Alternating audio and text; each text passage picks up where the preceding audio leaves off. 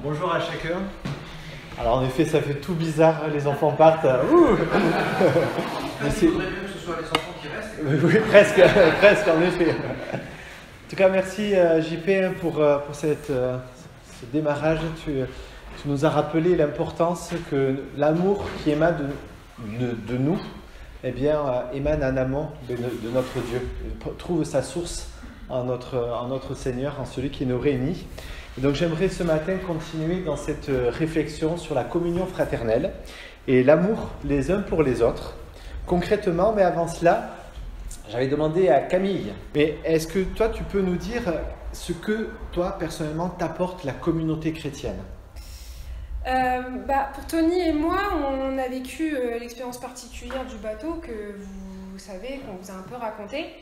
Ça a été, je pense, pour nous l'expérience la plus concrète de la communauté chrétienne, parce que on quitte, on a tous les deux grandi dans l'église, donc quelque part c'est quelque chose qu'on a toujours connu, notre petite assemblée, etc. Puis ça, c'était vraiment une expérience où on s'est jeté dans le vide et on connaissait absolument personne. Et ça a été le moment où on s'est rendu compte que c'est vraiment une famille. Dans la Bible, il dit qu'on est frères et sœurs, et c'est quelque chose qu'on a vraiment expérimenté, parce que dans le côté famille, il y a le côté où on ne choisit pas, c'est pas des amis, les amis on les choisit, la famille, on a la famille qu'on a. Donc il y a des fois, il faut aimer malgré que c'est pas forcément ce qu'on aurait choisi à la base, et puis il y a des fois, il y a des surprises vraiment extraordinaires, et c'est quelque chose qu'on a vraiment vécu, parce qu'on a été accueillis, on a été aimés. Il y a des fois, il y a des expériences qu'on a vécues qui étaient vraiment étranges parce qu'on n'a pas les mêmes cultures. Donc il y a des choses très bizarres qui nous est arrivées ou qu'on a fait pour d'autres. Tony, une fois, a débarqué, il a fait la bise à une Américaine, et les Américains, la bise, ils connaissent pas, quoi. Un bisou sur la joue à une fille un matin, ça fait tout drôle à la fille, quoi. Donc après, quand il a réalisé, il est revenu en courant pour s'excuser, mais la communauté chrétienne, pour moi, c'est une sécurité. C'est-à-dire que c'est une famille qu'on a partout. On a la chance d'être dans un pays où on a des églises qui sont libres, et on est à peu près partout, même s'il y a des zones où il y a moins de chrétiens. Et partout où on va, on sait que on aura une base, on peut déménager partout, on ira à l'église et on se fera des amis, et on aura une famille qui, normalement, après on a tous des défauts, nous prend, nous accepte comme on est, et après nous accompagne, etc. Donc c'est pour moi la plus grande richesse de l'église. Et est-ce que tu peux nous développer aussi, nous dire qu'est-ce que toi tu souhaites vivre au sein de cette communauté? Quelles seraient tes attentes? Qu'est-ce que tu aimerais vivre particulièrement? Alors pour moi, ce que j'attends de l'Église, c'est l'honnêteté, dans le sens où on sait qu'on est tous pécheurs, on sait qu'on n'accepte pas simplement d'être pécheur et puis c'est tout, je suis mauvais et je vais faire mes choses mauvaises et point final. Moi, ce que j'attends des autres, c'est de me dire quand il y a quelque chose dans mon comportement qui ne va pas. C'est quelque chose qu'on a beaucoup vécu sur le bateau, c'est qu'on formait des binômes, etc. Ici, on appelle ça groupe de croissance. Sur le bateau, ça avait d'autres noms à l'américaine et à l'anglaise. Mais du coup, c'est quelque chose qu'on formait, et on attendait aussi de l'autre, avec de l'amour, bien sûr. Le but, c'est pas d'arriver en mettant une grosse claque dans la tête de quelqu'un en disant « sale pécheur, repens-toi ».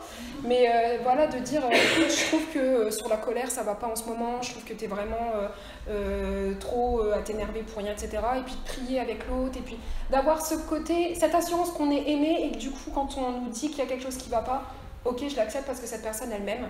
Donc je vais me mettre avec elle, et je vais compter aussi sur elle pour prier pour moi, et en retour, je vais faire la même chose pour elle. Mais jamais pour l'accuser, jamais pour la mettre au fond du trou, vraiment pour grandir ensemble, et puis pour ressembler plus à Jésus-Christ, en fait. Et c'est une vraie attente que j'ai envers l'Église, c'est quelque chose que j'aspire à vivre, d'avoir aussi des échanges d'expériences avec des personnes plus âgées, plus jeunes, des gens qui ont vécu des choses complètement différentes de moi. Et c'est toute la richesse de l'Église, parce qu'on est en contact avec des gens avec qui on n'aurait pas été naturellement. Enfin, moi, du haut de mes 29 ans, je ne vais pas forcément aller vers quelqu'un qui a 60 ans, etc. Et pourtant, quelle richesse c'est d'avoir ces échanges-là. Et c'est incroyable, l'échange de connaissances et d'expériences. Et c'est quelque chose qu'on n'a pas en dehors, quoi. Super. Et est-ce que pour terminer, tu peux nous dire un petit peu une expérience forte que tu as vécue dans ton parcours avec un chrétien ou une chrétienne? Alors c'est peut-être une histoire que j'ai déjà racontée à certains, mais c'est une histoire qui moi m'a beaucoup marqué. C'était quand on était sur le bateau au bout d'1 an. On devait rester 1 an, donc on avait préparé tout ce qu'il fallait pour y aller 1 an. Et en fait au bout d'1 an, on a décidé de prolonger 6 mois. Sauf qu'il nous manquait plein d'affaires sur le bateau, les machines à laver, etc. Sont extrêmement agressives, donc on avait des trous au travers des vêtements, on faisait passer le bras de l'un à l'autre, enfin on avait tout qui était dans un état pas possible, et surtout on arrivait aux Caraïbes, où aux Caraïbes quand on va dans les églises prêcher pour Tony, etc., ou même apporter des témoignages, il faut être très bien habillé. C'est un truc que nous on connaît pas, c'est-à-dire que moi quand je vais là-bas j'ai l'impression d'aller à un mariage. Voilà, c'est assez étonnant. Et en fait, Tony avait besoin d'une veste de costard, ce qui n'est pas donné. Et moi, il me fallait des vêtements un peu classe, voilà. Et on n'avait pas de sous parce qu'on n'avait pas prévu. On était parti un peu en touriste. Et en fait, on n'avait rien. Et un jour, on était au Brésil, on travaillait tous les deux. Et moi, je reçois un coup de téléphone dans mon bureau. Et on me dit, il y a quelqu'un qui te connaît à la librairie qui t'attend à l'accueil. Ça va pas être trop possible, tu dois te tromper de Camille. Il y avait des Camillas sur le bateau à Tire-Larigot qui venaient d'Amérique du Sud, de toutes sortes de pays. Donc c'était plus probable d'avoir quelqu'un qui venait pour ces filles-là. Et il me dit non, il me montre des photos de ton mariage. Hein? Il me montre des photos. Hein, quoi? Attends, j'arrive. Donc je débarque et tout. Et je vois 2 personnes que je ne connais ni d'Adam ni d'Ève et qui me montrent effectivement des photos de mon mariage. Et alors, il parle très mal français, un tout petit peu anglais, surtout espagnol. Alors, autant vous dire que moi, l'espagnol... il baragouinait en espagnol. Ils pensaient que je parlais mieux espagnol. Après, ils ont essayé en portugais, ça marchait encore moins, on est d'accord.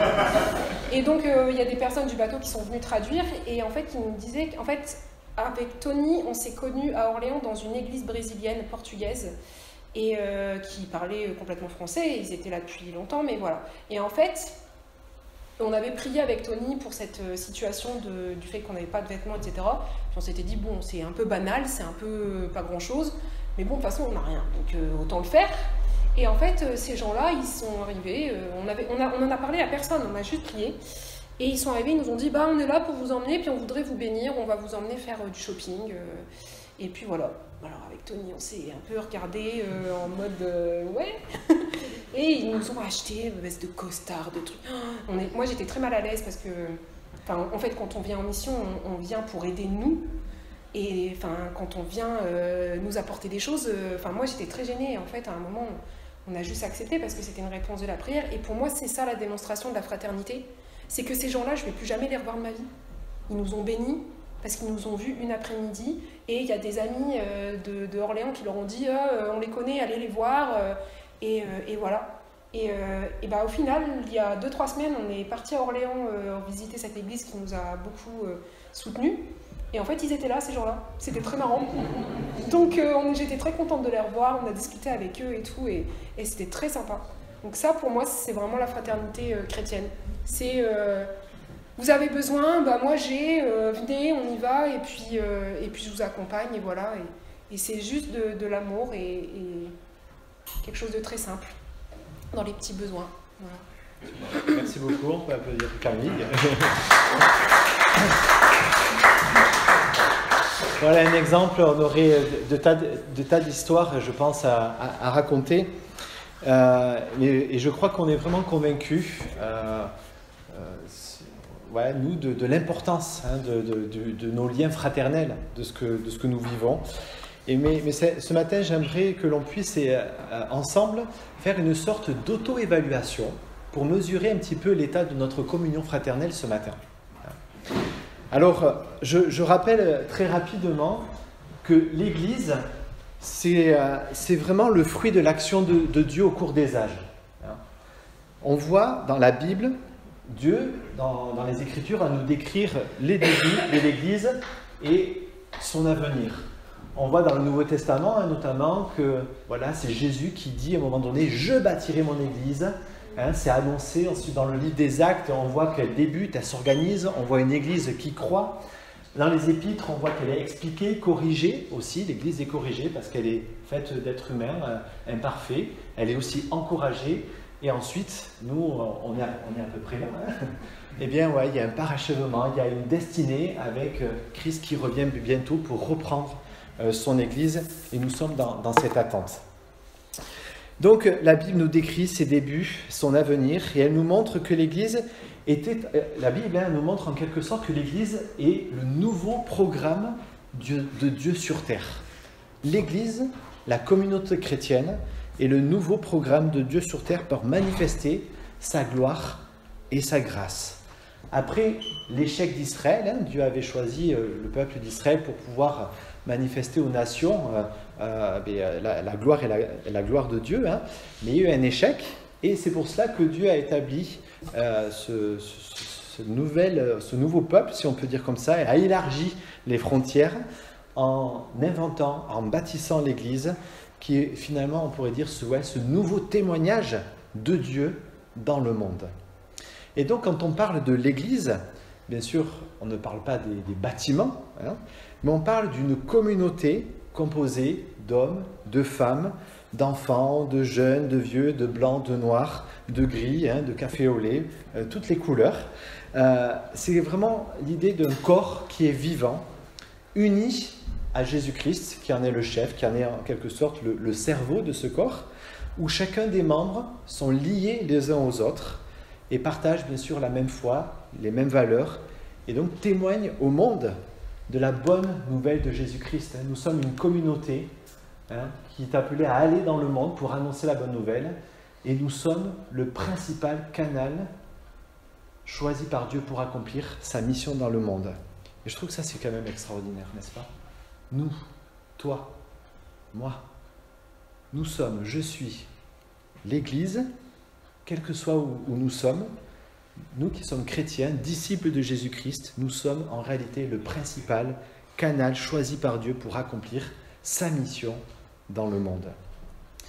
Et donc pour être ce canal, eh bien, Dieu nous invite à plusieurs choses. La première chose, c'est une vie d'adoration. Et là, je reviens sur quelques principes de notre vie en tant que communauté.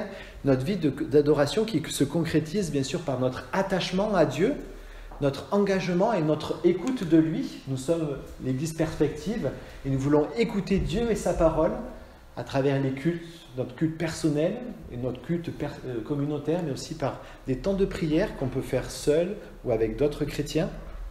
Nous sommes aussi donc ce canal choisi par Dieu, et Dieu nous invite également à faire des disciples, c'est la deuxième chose, en incarnant, en partageant et en enracinant l'Évangile dans les cœurs. Et d'où notre deuxième valeur de l'Église, nous voulons être des passionnés.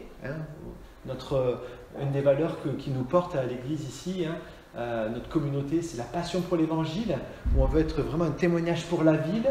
On veut aussi accompagner les gens dans ce qu'on appelle le discipulat, c'est-à-dire aider les personnes à cheminer dans leur foi pour apprendre et connaître mieux le Seigneur. Et aussi à travers les petits groupes, où ce sont des groupes dans les maisons, où nous pouvons aussi prendre le temps pour présenter, annoncer l'Évangile à ceux qui nous entourent et ceux qui sont à côté de nous. Faire des disciples, c'est un autre moyen pour être ce canal. Ensuite, également, Dieu nous invite également à faire preuve d'accueil, de compassion, de justice sociale, pour être également ce canal, ce témoignage. Et là, il y a aussi cette valeur propre à notre Église, qui est l'accueil de tous, avec la veille pastorale et fraternelle, où chacun d'entre nous, on est appelé à veiller les uns sur les autres, et aussi le petit groupe de travail de veille solidaire dans l'Église, qui collabore pour aussi être un impact, pour pouvoir apporter aussi une aide concrète à ceux qui sont dans le besoin. Et enfin, Dieu nous appelle également à nous intégrer dans une communauté qui vise la solidarité, qui cherche le bien-être spirituel, matériel et émotionnel de chacun, et qui accompagne également ceux qui en ont besoin. Et donc, dans cette communion fraternelle, concrètement, comment nous, ici à l'Église Perspective d'Amiens, on veut la concrétiser, mais c'est avec cette valeur, être authentique dans nos relations. Et là, ça se concrétise dans nos relations interpersonnelles. Tout à l'heure, Camille disait les mini-groupes ou les groupes de croissance, de pouvoir être avec quelqu'un où je peux être totalement transparent et dire mes plus profondes blessures, et pouvoir aussi prier les uns pour les autres. Et également, il y a également cette équipe Bolder qui travaille aussi au sein de l'Église pour favoriser notre communion fraternelle et mieux nous connaître. Donc nous sommes le canal de Dieu et finalement, en tant qu'Église, ce lieu où se dégage l'authenticité, l'accueil, la passion, l'écoute et pour revenir à notre thème, introduit tout à l'heure par JP, l'amour. Et nous le savons, hein, nous le disons, l'Église, c'est comme une famille. Hop, vous savez pas, voilà. L'Église, c'est vraiment la famille de Dieu. Elle est comme une famille car nous avons le même Père. Nous avons le même Père. Dieu est notre Père commun. En tant que croyants, en tant que chrétiens, disciples de Jésus-Christ, nous sommes tous liés les uns aux autres. Pourquoi ? Parce que nous avons le même Père. Et puisque nous avons le même Père, eh bien nous sommes ses enfants. Nous sommes ses fils et ses filles. Nous avons un Père, et c'est important de l'identifier, un Père qui est roi. Et nous le prions, hein, notre Père qui est aux cieux, que ton règne vienne. Nous avons un Père qui est roi. Nous avons aussi un Père qui est saint, que ton nom soit sanctifié. Nous avons un Père qui donne. Donne-nous aujourd'hui notre Père. Nous avons un Père qui pardonne. Pardonne-nous nos offenses. Nous avons un Père qui délivre. Ne nous soumets pas à la tentation, mais délivre-nous du mal. Et je dis ça parce que parfois dans nos vies, et peut-être que c'est votre cas, on a pu avoir un père ou une mère défaillante. Mais nous, ce qui nous réunit, c'est d'avoir un nouveau Père, qui est roi, saint, qui donne, qui pardonne et qui délivre parfaitement. Et ça, c'est révolutionnaire pour nos vies. Et ça nous unit en tant que chrétiens. Et je crois, voyez-vous, la première des choses importantes au sein de la communauté chrétienne, c'est d'avoir reconnu cette appartenance à ce Père-là, roi, saint, qui donne, qui pardonne et qui délivre. C'est de le connaître ce Père tel qu'il se présente à nous, non seulement pour être son enfant, pour être ses héritiers, mais aussi pour savoir comment nous comporter dans la famille de Dieu. Nous sommes appelés à nous attacher d'abord au Père et à son amour, pour être revêtus de son esprit et pratiquer ce que Dieu, notre Père, attend de nous au sein de notre communauté. Et voyez-vous, ce qui est vraiment intéressant, je trouve que quand on rentre dans l'Église, c'est quand on rentre dans la famille de Dieu, hein, qui est l'Église locale, c'est que chacun de nous vient avec ses propres valises. Chacun de nous vient avec ses propres valises, sa propre valise familiale, mais aussi sa propre valise culturelle. La valise familiale, c'est, par exemple, moi dans ma famille, quand il y a un problème, on boude. Ça peut être votre valise familiale. Ou moi, peut-être dans ma famille, quand il y a un problème, on gueule. Ça peut être ça. Vous savez, la valise familiale, c'est la création de toutes ces habitudes sociales, tous ces mécanismes aussi inconscients que nous avons depuis notre enfance, et qui nous donnent une idée sur la manière dont nous devons vivre les relations au sein de la famille. Moi, dans ma famille, par exemple, on commence toujours le repas par une entrée avec des légumes. C'est toujours comme ça. Ça fait partie de ma valise familiale. Ce sont toutes ces choses donc qui régissent notre gestion de conflits, notre communication, notre manière de faire et d'être. Et on arrive donc dans l'Église avec cette valise plus ou moins lourde et plus ou moins dysfonctionnelle, qu'il faudra certainement rééduquer par les Écritures et la puissance de l'Esprit de Dieu en nous. Donc ça, c'est la valise familiale, mais aussi la valise culturelle. Hein, par exemple, la valise culturelle, ça va être en Picardie, quand il y a un problème, on le résout comme ça. Ça peut être ça. Mais dans l'Église, il n'y a pas que des Picards. Il n'y a pas que des Picards. Il y a aussi des Africains, des Antillais, des Anglais, des Béarnais et autres. Hein? Et d'une culture à l'autre, eh bien, on ne fait pas les mêmes choses.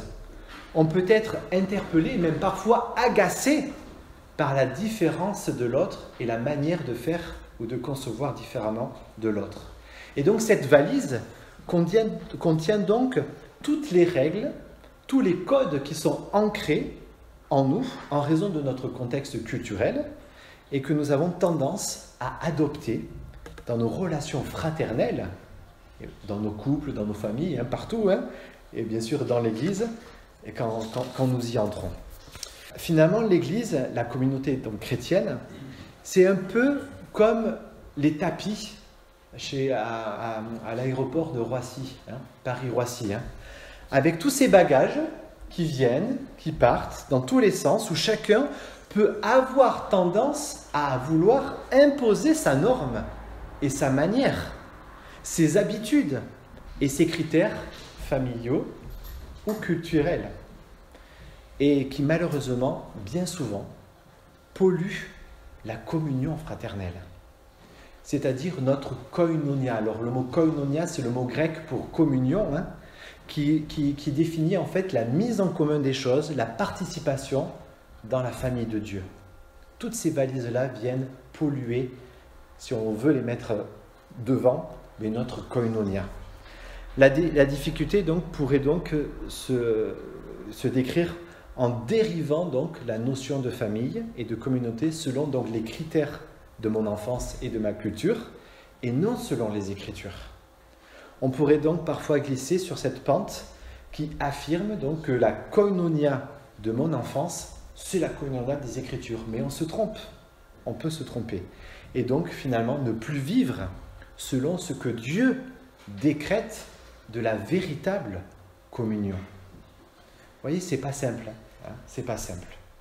Et c'est de là, hein, de toutes ces valises qu'on veut essayer d'imposer en notre sein, c'est de là que viennent nos heurts, entre autres, nos crises, nos conflits, n'est-ce pas, qui dans un sens peuvent être problématiques si nous n'apprenons pas à les gérer, hein, mais qui dans un autre sens semblent tout à fait légitimes quand on voit l'Église et la différence et la multiplication de valises qui se regroupent.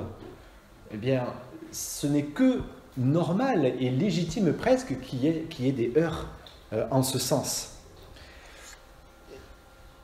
Mais aussi, ce qui est beau, c'est que l'Église, le disciple de Jésus-Christ, c'est un apprenti. C'est quelqu'un qui a décidé volontairement de suivre Jésus-Christ pour véritablement apprendre à vivre et à aimer selon les critères de Dieu, tout en nous désolidarisant petit à petit de nos systèmes plus ou moins dysfonctionnels et de ces valises qui parfois nous polluent et qui sont quand même ancrées en nous. Alors, comment réussir notre koinonia? On en vient à du concret et c'est là où je vais vous demander votre participation. Comment vivre dans la famille de Dieu? Comment réussir notre koinonia, c'est-à-dire notre communion, notre union commune, notre mise en commun, on pourrait dire aussi nos liens, et cela malgré les différences et les heurts qui pourraient surgir entre nous. Donc, c'est là où on va faire une espèce d'auto-évaluation, très simplement, ce matin.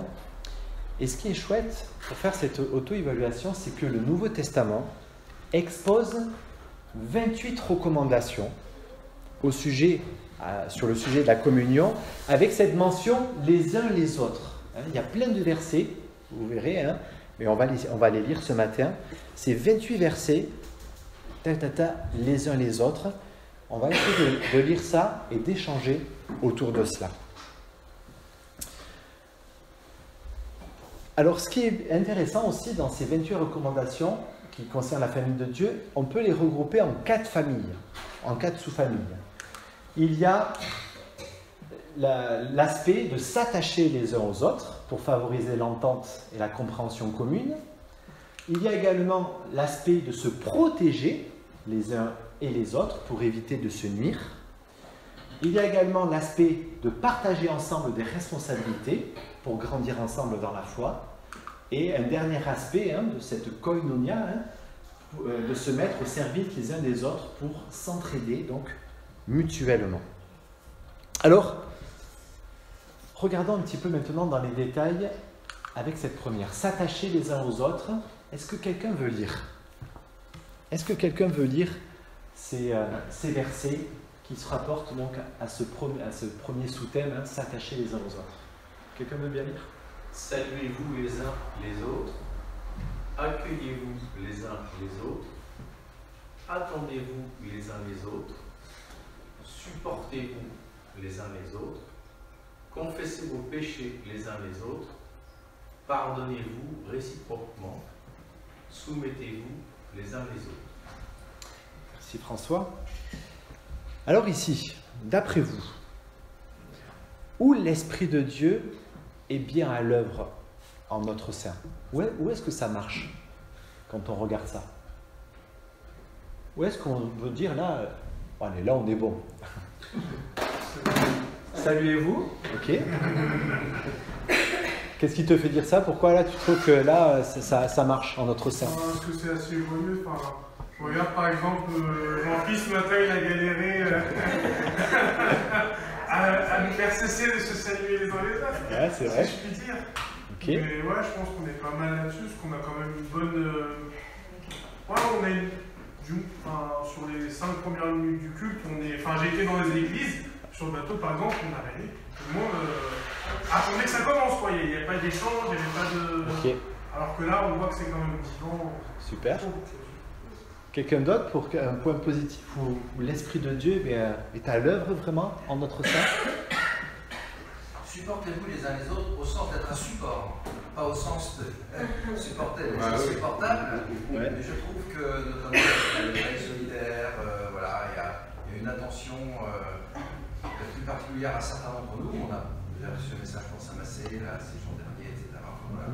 Il y a un côté être un soutien pour celui qui est en épreuve de difficulté. Ok. Je voudrais poser une question, c'est attendez-vous les uns les autres ou attendez-vous les uns aux autres? C'est quand même un peu différent. C'est le contexte de la scène. Oui, c'est dans le contexte de la scène, oui. Effectivement, c'est dans 1 Corinthiens 11, c'est l'apôtre Paul qui parle de la scène, le fait de s'attendre pour partager les repas. Alors, ok, on a vu des points où ça semble réussir, hein. Mais d'après vous, hein, où vous semble-t-il que nous devrions nous améliorer concrètement? Là, parlons à bâton rompu, on est là pour progresser ensemble. Hein. Là, on n'est pas là pour se faire des messes basses, hein, mais on progresse ensemble. C'est ça le corps de l'Église, c'est ça. Où c'est que, d'après vous, mais là, là, il y a des projets. Ça, c'est pas évident. Ça, c'est dur. C'est rien d'évident. Pourquoi? Pour toi, pourquoi, Patrick, pour toi? À cause de son compte à soi, à cause peut-être de l'égoïsme, à cause il faut que ce ne soit pas le dit, il faut qu'on ait une bonne image. Alors si on confesse des péchés, ben forcément, cette bonne image, elle a tendance à prendre du recul, on va dire ça comme ça. Ouais. Et donc du coup, la timidité, on n'ose pas. Je pense que c'est une question d'image de marque de soi qui empêche, quelque part, de se confesser nos péchés les uns aux autres. Alors évidemment, si on confesse les péchés les uns aux autres, on va pas, moi je parlais tout à l'heure voir François et dire tiens j'ai fait ça, allez voir la champion, il dire tiens. D'accord. Non, je pense que il doit y avoir un échange entre deux personnes qui se connaissent et qui s'apprécient mutuellement et en qui ils ont confiance l'une avec l'autre pour pouvoir faire ça. Mais là pour l'instant, moi je pense que dans notre église, c'est pas évident, c'est pas qu'il y a un refus, c'est pas évident. C'est qu'on voit qu'il il peut y avoir des blocages, effectivement. Il y a des blocages, il y a un contexte culturel aussi de rejet du catholicisme.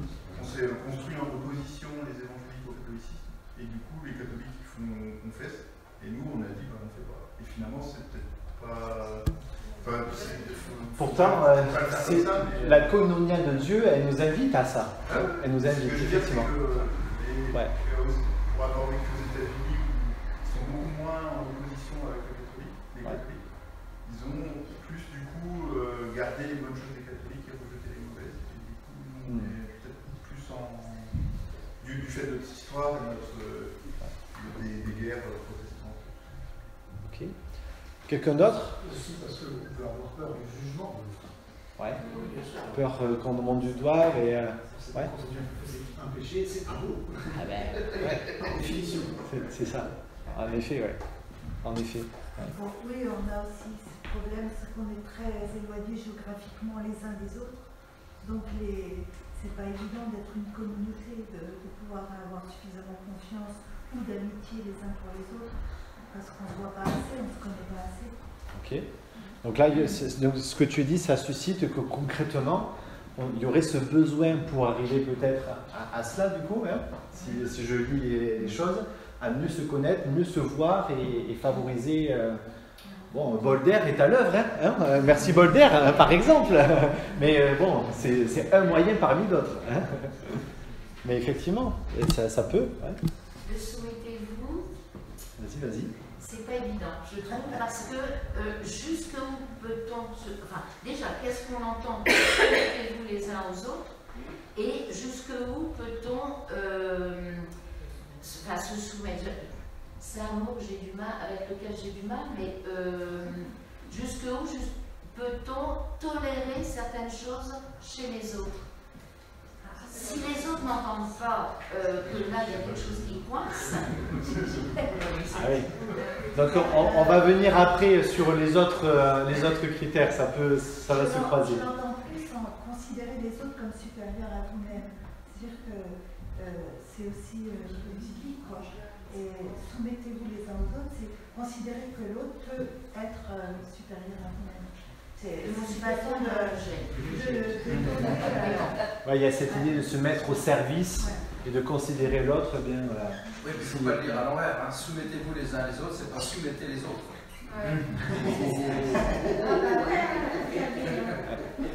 Non, voilà, la démarche elle devient de celui qui se soumet. On est d'accord. Celui qui soumet. Ouais, on est d'accord. Alors, moi personnellement, pour avancer aussi, je trouve que ça a été relevé, la notion de confession, elle est pas simple.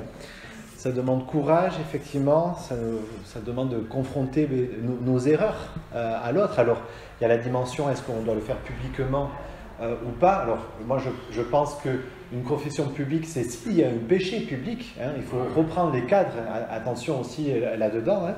Ça ne veut pas dire que, dire que moi, les bêtises que j'ai fait hier, je ne vais pas commencer à les dire, mais c'est peut-être vis-à-vis de quelqu'un où là, il y a une faute que je devrais aller vers la personne. Mais elle nous confronte à nos erreurs, à notre imperfection. Mais la bonne nouvelle, hein, c'est qu'ici, à l'Église Perspective d'Amiens, et j'espère dans les autres, c'est que la perfection est interdite. La perfection est interdite. Il y a du beau dans l'imperfection. Et... Ouais, mais en 68, il a été décrété qu'il était interdit d'interdire. Ah ouais, mais ça... mais quand on voit aussi l'enseignement de Jacques notamment, Jacques nous invite à réfléchir et nous dit que la confession est bénéfique, bien sûr, pour soi, mais aussi pour les autres, parce qu'elle libère. Elle nous libère, nous, du poids d'une faute, hein, que quand on confesse, on avoue quelque chose, c'est comme si on se libère vraiment d'un poids. C'est tout le sens de Jacques, mais aussi ça va libérer la parole de l'autre. Parce que l'autre va prendre en compte également que finalement on est pareil. Et que finalement, tous, on est des pécheurs. Et la confession nous libère, elle libère. Donc je pense que pour avancer aussi, si on croit, en regard de ce qui est écrit ici, que la Bible, c'est notre autorité fonctionnelle, c'est elle qui va nous aider dans notre communion, le défi pour nous aujourd'hui, par rapport à confesser ou se soumettre, puisque ça a été relevé, si on pense qu'on n'est pas dans les clous, je pense qu'on a à se repentir devant Dieu. Ouais, Seigneur, viens nous aider à nous confesser les uns les autres. Viens nous aider à avouer quand il y a quelque chose qui ne va pas chez mon frère, ma sœur, eh bien à lui dire. C'est un défi. Et à recevoir le pardon, ça va avec. Ça va avec, effectivement. On est là. C'est des choses qui vont ensemble, effectivement. Ouais, tout à fait.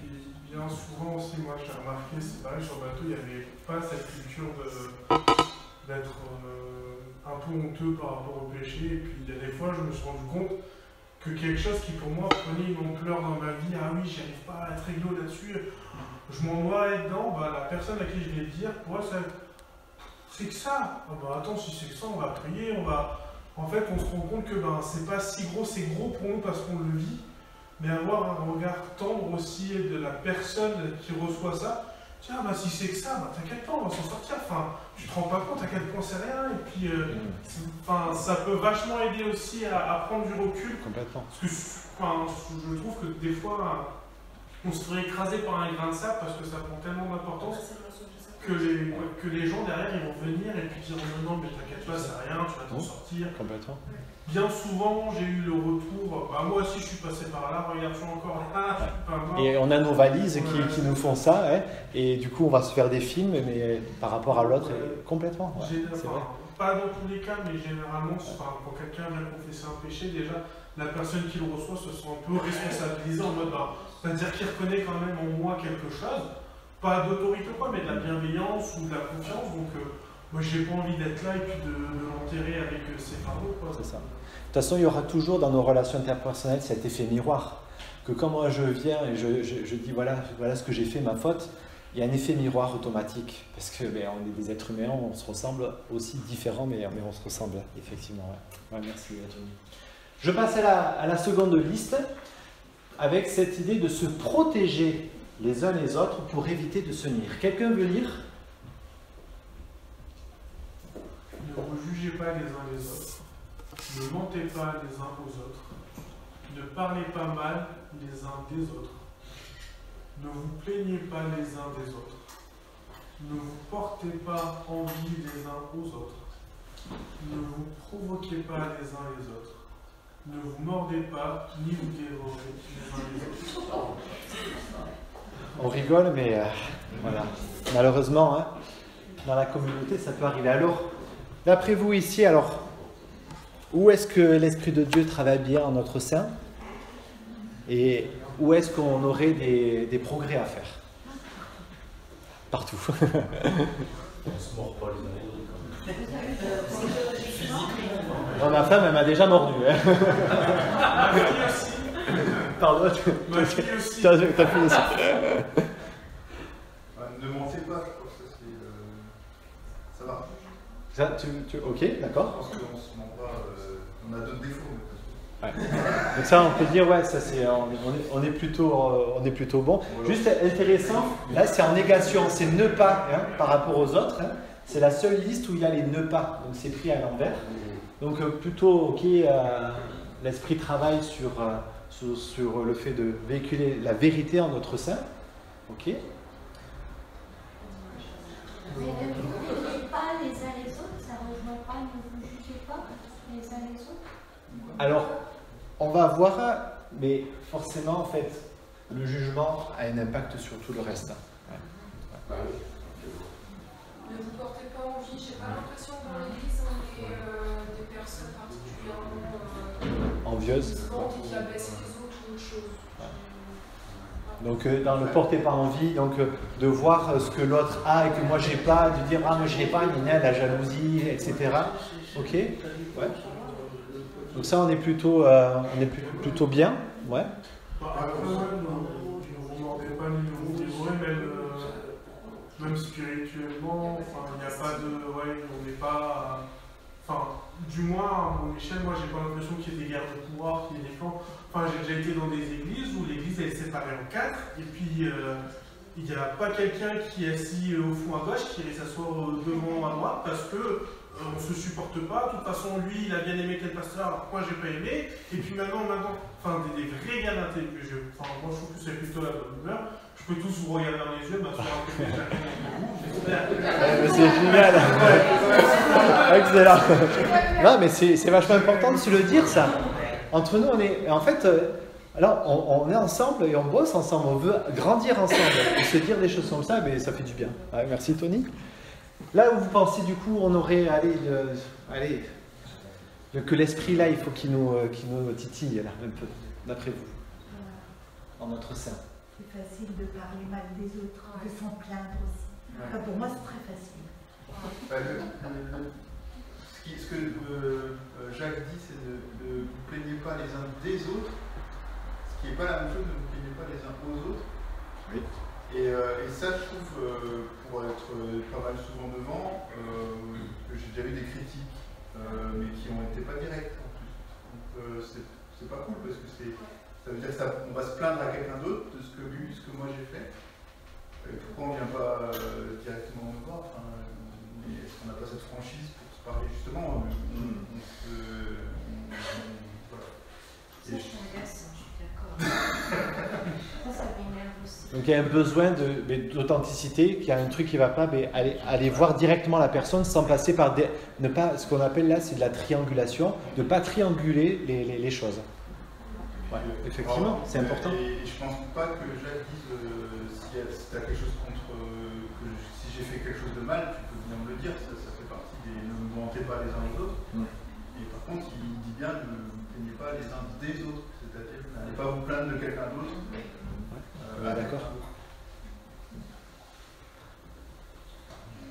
Je trouve que c'est compliqué ça, parce que de dégager une attitude de l'Église en fait. Ouais. Je peux parler pour moi, ce que j'essaye de faire, mais je ne peux pas forcément aller dire ouais, je sais que lui il se plaint tout le temps ou qu'il a vachement envie. Enfin, je trouve que c'est compliqué cet exercice-là pour le groupe en fait. Tout à fait. Alors effectivement, je suis d'accord. Forcément, c'est biaisé dans un certain sens avec le filtre, notre propre filtre personnel. Mais en même temps, je pense que l'Écriture, elle nous parle à chacun. Et on ne sait pas ce que va faire le Seigneur dans les cœurs de chacun ici ce matin, présentement, quoi. Ouais. Mais en tout cas, pour avancer encore, moi je trouve que c'est quand même incroyable parce que ne vous jugez pas personnellement. Hein, le jugement, ça va très vite, moi le premier. Et Paul dit dans les Écritures, hein, vous avez été crucifiés, le vieil homme a été crucifié. Mais la capacité de notre vieil homme, de notre ancienne nature, de se désolidariser de la croix pour prendre ses vieilles habitudes, je trouve qu'elle est stupéfiante, n'est-ce pas? Comment l'homme en Christ peut se comporter comme ça, hein, même à se mordre et vous dévorer? Parce que Paul, ici, quand il parle, hein, c'est aux Galates, hein, donc c'est qu'il y avait des situations où ça allait dans ce sens-là. Comment l'homme régénéré peut se comporter comme ça? Mais c'est une réalité. Et c'est une réalité qu'on peut vivre aussi au sein de notre communauté. Le jugement, pourquoi est-ce qu'on juge les uns les autres? Il y a un pasteur et théologien polonais, hein, Bonhoeffer, qui disait hein, que le jugement est la quintessence du péché. Ça veut dire c'est le péché principal. Le péché principal. Et c'est bien ce que l'on voit dans le livre de la Genèse, hein, avec l'arbre de la connaissance du bien et du mal, hein, n'est-ce pas? C'est bien un problème de jugement. C'est la puissance du jugement qui est à l'œuvre, hein, qui est au cœur. Et ce même pasteur Bonhoeffer dira aussi que nous sommes toujours de ceux qui seront convaincus que nous avons mangé de l'arbre de la connaissance du bien et du mal, et par conséquent, nous connaissons le bien et le mal mieux que les autres. C'est-à-dire que nous croyons être la référence.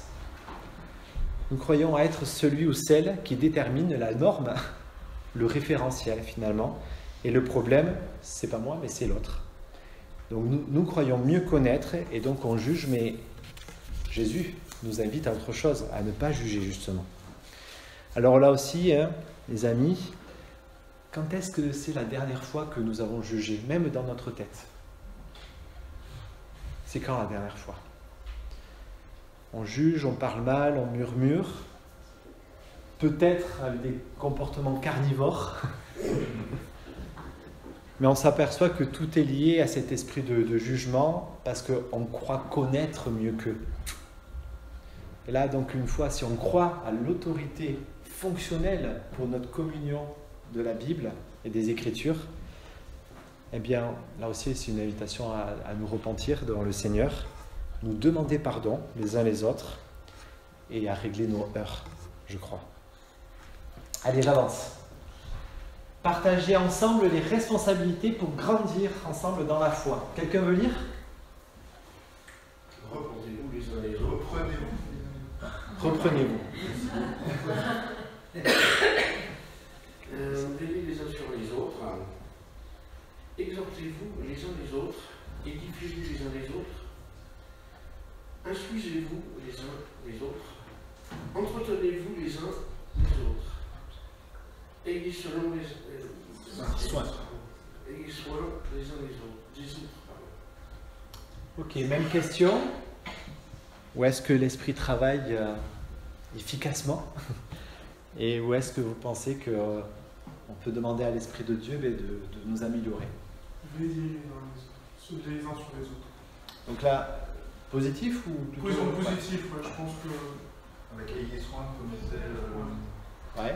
Xavier tout à l'heure. Ok. Et voilà, mais là-dessus, il y a même des groupes, si par exemple on a besoin d'outils, je trouve qu'on est vachement... Enfin, c'est bête à dire, mais je trouve que c'est un côté communautaire qui est vachement dans le soutien, dans l'attention, dans l'aide, dans la dépanne. Moi j'ai un problème, est-ce que je peux... Si je me retourne vers l'église, je suis sûr qu'il y a quelqu'un qui va dire bon bah tiens, je passe, je fais un petit crochet, explique-moi. Enfin, je trouve que là-dessus on est chaud. Ok. Édifiez-vous aussi. Ouais. Instruisez-vous, édifiez-vous. Voilà, la parole est centrale. Qu'est-ce qui t'amène à dire ça, un peu par des exemples ou des situations que tu penses peut-être? Les études bibliques, l'enseignement le dimanche, on a quand même beaucoup. C'est droit, c'est théologique, c'est plein de gens formés aussi à l'église.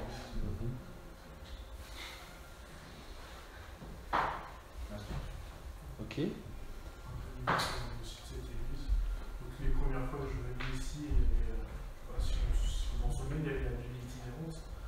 Donc c'était vraiment, quelque chose qui m'avait pas choqué en soi, mais ça m'avait vraiment interpellé en mode peu importe qui, on peut toujours apporter un petit encouragement, une petite pensée. Je trouve que même si ça se fait plus, il y a quand même un petit héritage de ça. Il y a toujours quelqu'un qui a un petit verset pour soutenir, pour encourager. Et puis tout le monde y passe. Est-ce que ça serait quelque chose qui, si ça serait remis au goût du jour, ça serait encourageant pour vous parce que ça s'effiloche un petit peu, effectivement, mais beaucoup même. Mais, ça serait une bonne idée. Vous avez l'avantage de faire parler tout le monde. Ouais. Ceux qu'on entend moins. Ok. Elle est où Ouais. C'est. Alors la Bible, nous faisait longtemps avec Daniel ici, et il y avait une liste de tous les membres, et chacun son tour, mais quand on voulait, on avait 5 minutes d'introduction, un témoignage, ce qu'on voulait. Tout à fait. Dans la Bible, c'est pas Ouais. l'objet. En tout cas, c'est une volonté de pouvoir permettre à ce que ceux qui le souhaitent puissent témoigner et apporter des choses. Oui, tout à fait. Ok, quelque chose sur lequel peut-être on peut demander à l'Esprit de Dieu de nous encourager. Moi, je dirais, reprenez-vous les uns les autres, qui va avec le fait de confesser ses péchés, comme c'est quelque chose qu'on pratique peu, forcément, le fait de se reprendre est plus compliqué. Et en plus, dans notre culture de droit, etc., quand on vient nous reprendre, c'est quelque chose qui touche à un point sensible, je pense, un peu chez tout le monde. Et on a toujours peur de vexer, Enfin, voilà, c'est quelque chose qui est compliqué à mettre en place. Autant pour la personne qui reçoit que pour la personne qui voudrait venir et dire les choses. Voilà. C'est pas simple. Ne vous jugez pas les uns les autres. Il y a toujours une frontière assez floue là, entre reprendre et quelqu'un et ne pas le juger. Sans esprit de jugement. Mais complètement. Et là, c'est vrai que je pense aussi que c'est certainement dans la liste, moi personnellement, le plus difficile, et on a besoin de l'Esprit de Dieu pour avancer. Je trouve que c'est vraiment pas simple parce que parfois on a du mal peut-être à faire la différence entre le péché qui va nécessiter de reprendre l'autre véritablement, mais là on a l'instruction de Matthieu 18 qui dit « Et si ton frère a péché, s'il s'est rendu coupable envers toi, va, reprends-le seul à seul, ou avec un témoin, etc. Et s'il t'écoute, pardonne-lui. » Et donc la différence entre le péché, mais aussi une pratique qui n'est pas de l'ordre du péché, et qui ne nécessite pas forcément de reprendre l'autre.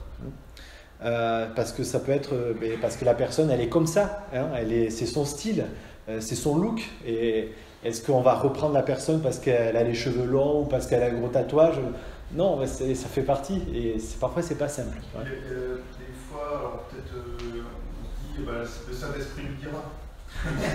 Si c'est de l'ordre du péché, il voit ça avec Dieu, c'est entre lui et Dieu.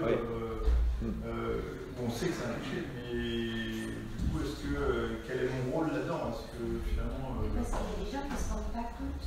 Ouais. Heureusement qu'on l'a prise. Ouais, mais il y en a qui le savent.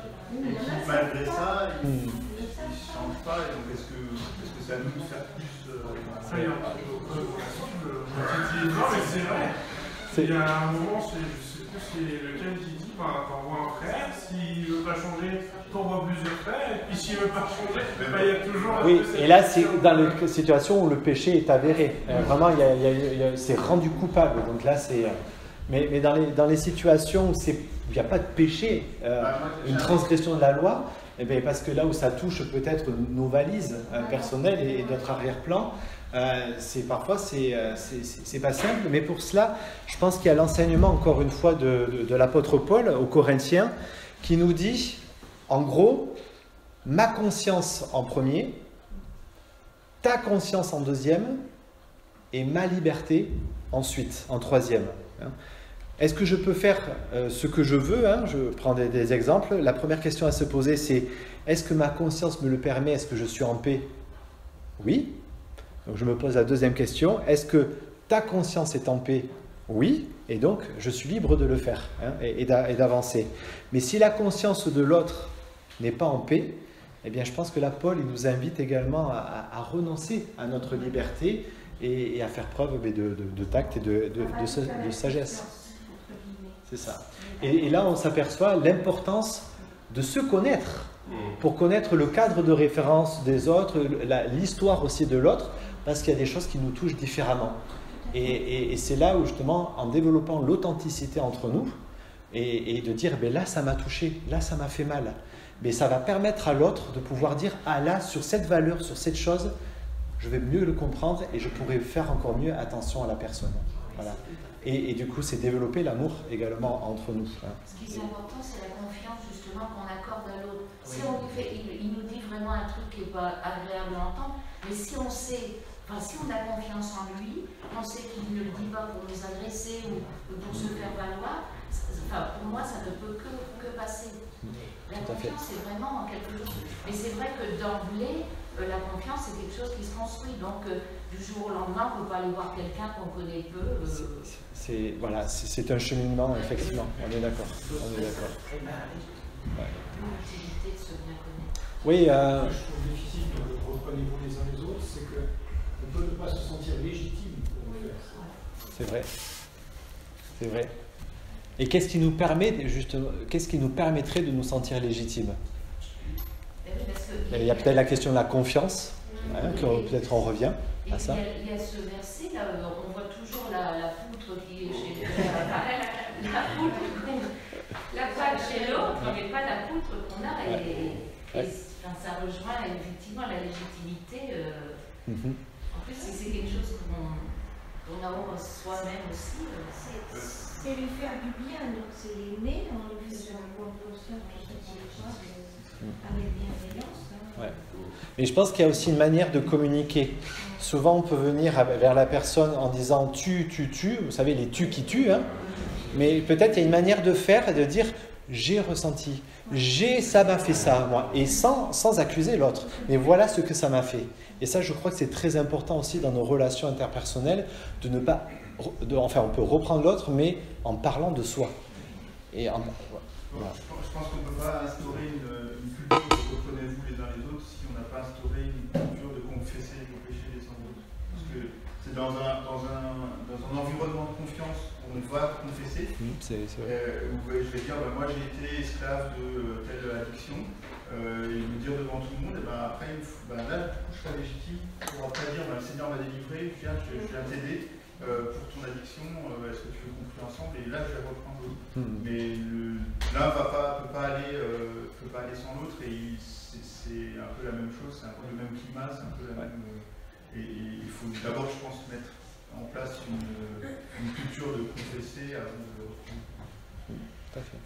Il faut avoir aussi du discernement, parce que Paul a dit aussi, justement, c'est là que c'est important. Tout est possible, tout est permis, tout n'est pas utile. Tout est permis, mais tout n'édifie pas. Faites attention, reprenez-vous les uns les autres, parce que ça édifie l'autre. Tout à fait. Et on voit le tact et la délicatesse à avoir. Oui, Xavier? Oui, d'une façon générale sur l'expression les uns les autres, que moi j'aime beaucoup, parce que les uns ça va, et c'est les autres. Ce que je veux dire par là, derrière tout ce qu'on a lu, c'est il peut y avoir aussi une tentation, c'est de choisir ceux vers qui on applique ou pas, et les autres de les exclure. Donc dans cette façon d'être, pour les uns ça va, mais pour les autres, là aussi on doit faire attention de ne pas les exclure dans notre façon d'être. Ok, l'heure avance, je dois avancer. Le dernier, mais on ira très rapidement, se mettre au service les uns des autres pour s'entraider mutuellement. Quelqu'un le dit? Les serviteurs. Tous ensemble, c'est merveilleux. Voilà, la koinonia, elle est arrivée à son paroxysme. Non. Allez, je ne sais pas qui a pris la parole du coup. Vas-y.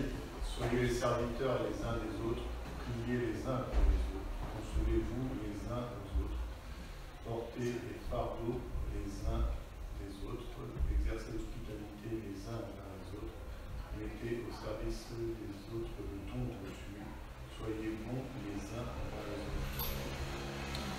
Voilà. Qu'est-ce que vous pensez? On est plutôt encouragé dans quoi peut-être il y aurait demander à l'esprit de... Les services, je pense, mettez au service des autres le don reçu. Ouais. Sur quel aspect? L'aspect... je pense que demain, si quelqu'un dans l'église a un souci avec le bilan énergétique de sa maison, je pense que Xavier, il dira pas non, ça lui fera plaisir. Si demain quelqu'un, je sais pas... Un problème avec sa plomberie, ça te fera plaisir. S'il peut venir vers moi, ça me fera plaisir. Enfin, je parle pas forcément que les dons chrétiens, mais vraiment, j'élargis les dons, je sais pas, demain, j'ai un problème, quelconque, et je sais que je peux avoir une solution parmi vous. Si je me tourne vers vous, je pense pas que vous allez être en mode ah non, on va appeler un professionnel, j'ai pas le temps, débrouille-toi, c'est pas l'esprit quoi. Moi je trouve que porter les fardeaux des uns des autres c'est bien, mais souvent on ne connaît pas les fardeaux des uns des autres. Ça va être consommé. Ça va avec confesser. Ouais, ça va avec confesser, cette culture aussi de libérer la parole et la confiance. Non, mais oui, mais confesser. Si tu confesses pas tes péchés, tu confesses pas tes problèmes. Oui, mais oui. C'est pas évident. Ça va avec le fait de libérer la parole, et si tu n'as pas la parole de se le dire, on ne pourra pas le porter. Mais il faut aussi un espace. Il y a un peu la même chose. Ouais. Mais c'est vrai que c'est un défi. C'est quelque chose qui existait plus facilement il y a quelques années parce qu'on était moins. Et il y avait cette notion il y avait une réunion de prière hebdomadaire, commune. C'était toute l'église. Bon, des fois on était deux, hein, c'est vrai.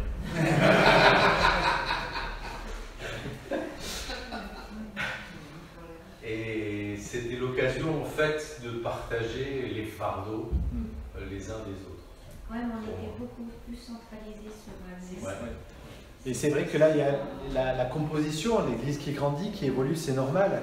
Et d'où l'idée aussi que d'essayer de tendre aussi ensemble avec des groupes de maison, des petits groupes ou des mini-groupes pour pouvoir aussi vivre cette réalité de porter. Alors, porter les fardeaux, c'est comme la confession, pas besoin de dire à tout le monde « j'ai ce fardeau ». Ça peut être porter les uns avec les autres, c'est peut-être je vais le dire à Marie-Cat, je vais le dire à JP, enfin, ça, voilà. Mais l'idée de trouver quelqu'un avec qui, mais ça peut être aussi soutenu et porté. Ouais. Écoutez, je vais avancer parce que l'heure avance, mais je veux simplement conclure.